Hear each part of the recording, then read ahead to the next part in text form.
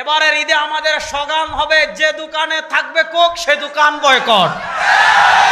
বলেন, যে দোকানে থাকবে কোক, জোরে বলেন, যেই দোকানে থাকবে কোক, যেই দোকানে থাকবে কোক। আমরা ফিলিস্তিন যেতে পারছি না, ফিলিস্তিনের পাশে দাঁড়াতে পারছি না, মজলুম মুসলমানের কাঁধে কাঁধ মিলিয়ে জিহাদ করতে পারছি না, কিন্তু মজলুম মুসলমানদেরকে সহযোগিতা করার জন্য, এই ইসরায়েলি কুত্তাদের অর্থনৈতিক মেরুদণ্ড ভেঙে দেওয়ার জন্য আমরা প্রস্তুত আছি না নাই? কোন কোন মুসলমান প্রস্তুত আছেন? নারায়ে তাকবীর। হযরত ইব্রাহিম আল্লাহকে সন্তুষ্ট করার জন্য যদি তার পুত্রকে ত্যাগ করতে পারেন, পৃথিবীতে হিজবুল্লাহ, হিজবুশ শয়তানের খেলা শুরু হয়ে গিয়েছে। শয়তানের বাহিনীর সাথে আল্লাহর বাহিনীর খেলা শুরু হয়ে গিয়েছে। আমরা আল্লাহকে খুশি করার জন্য এবারের ঈদে ইসরায়েলি পণ্য বয়কট করতে পারবো কি পারবো না? ইনশাআল্লাহ। এবারের ঈদে আমরা ইসরায়েলি কোনো পণ্য ব্যবহার করব না। এবার ইসরায়েলি এক নাম্বার পণ্য কোকা কোলা।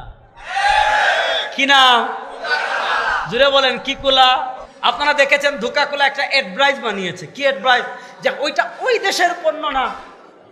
ওই দেশ মানে ইসরায়েলের নাম নিচ্ছে না, কারণ ওই দেশ স্বামীর নাম মুখে নিতে নাই। আমরা বলতেছি তোমাদের অ্যাডভাইস থেকে আমরা শিক্ষা নিব না।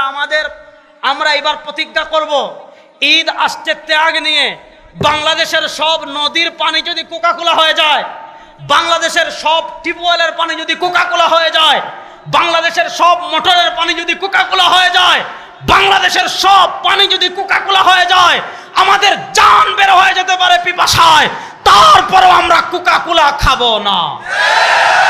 যুবকরা ওয়াদা করতে। কোকা কোলার ফ্যাক্টরি ফিলিস্তিনেও আছে, দেখছেন না? একটা যুবকরা দেখছো তো? অ্যাডভাইস কি দিচ্ছে যে কোকা কোলার ফ্যাক্টরি কোথায় আছে? ফিলিস্তিনেও আছে। হ্যাঁ, কোকা কোলার ফ্যাক্টরি ফিলিস্তিনে আছে, বাহ্যিক এই কথা ঠিক, কিন্তু কোন জায়গায়? ফিলিস্তিনের মুসলমানের জমি অবৈধ দখল করে তারা কোকা কোলার ফ্যাক্টরি বানিয়েছে।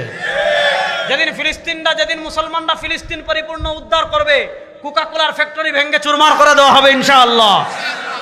যারা কুরবানির গরু জবাই করার বিরোধিতা করবে, বুঝবেন এগুলা মানুষ নামক গরু।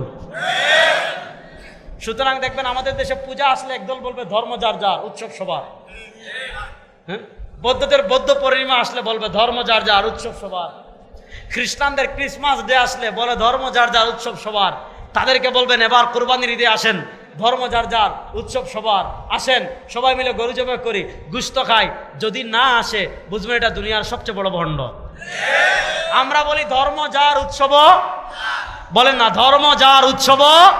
সুতরাং আমরা মাসাইল আলমদেরকে জেনে ভালোভাবে কুরবানির পশু জবাই করবো তো ইনশাআল্লাহ।